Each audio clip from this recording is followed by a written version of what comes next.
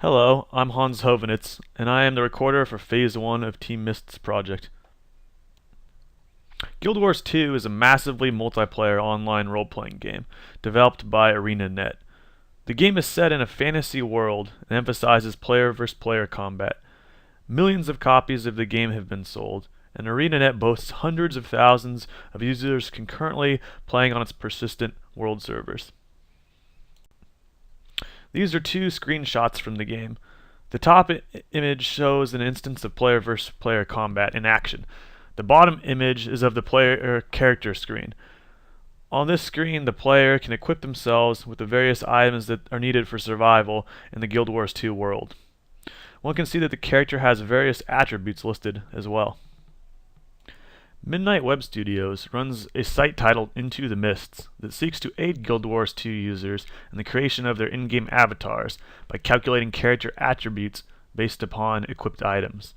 There are numerous types of items in Guild Wars 2, such as weapons and armor, that all interact with a player's character in various ways. Under the expert guidance of Midnight Web Studios, this project aims to implement a database system that will interface with the Into the Mists site in order to create a dynamic response to the user's item selections.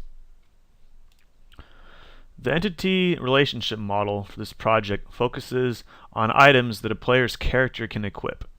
Weapons, armor, trinkets, upgrade components, and back item entities are all considered items, as is shown by the is-type relation in the ER diagram. An item has many attributes such as name, vendor value, icon, level, etc. The key of an item type is its unique item ID number. Each type of item entity has its own additional attributes. For example, in addition to name, vendor value, icon, level, and so on, a weapon also has defense, min power, max power, type, and damage attributes. This is an object-oriented implementation.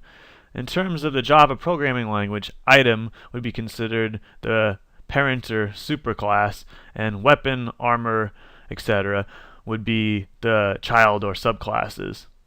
There are also entities like infusion slot and rune slot that have relationships with the various item type entities in that they can be added or slotted to a particular item.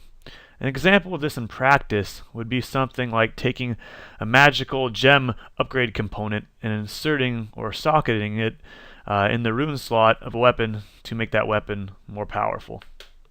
Hello, my name is Jason Pratt. I am the team leader of this phase of the project.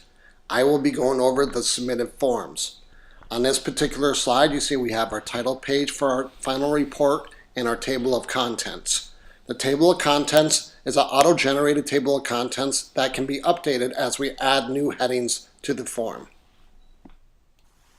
The team report consists of 5 major sections. On this particular slide, we have the introduction, requirements, and the ER diagram.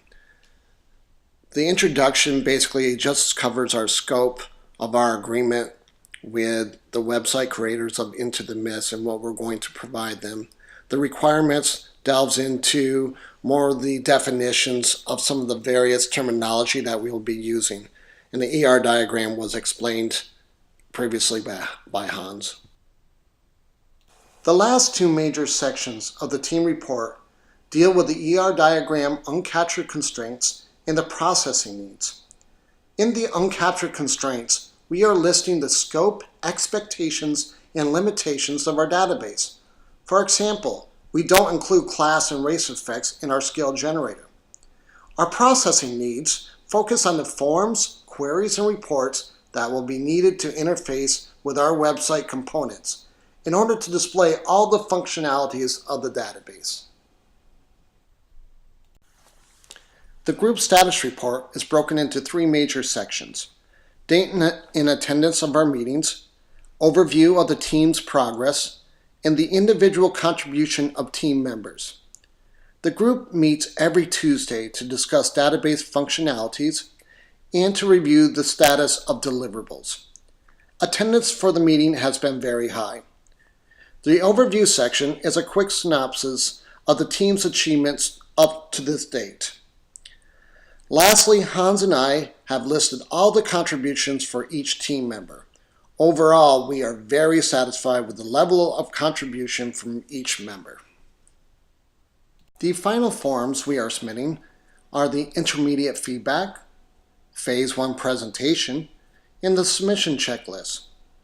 We captured the intermediate feedback from Blackboard and placed it in our report. The presentation was created and narrated by Hans and myself. This includes a 5-minute PowerPoint presentation with embedded audio. And lastly, we included the submission checklist, which captures all the deliverables that are included in our report.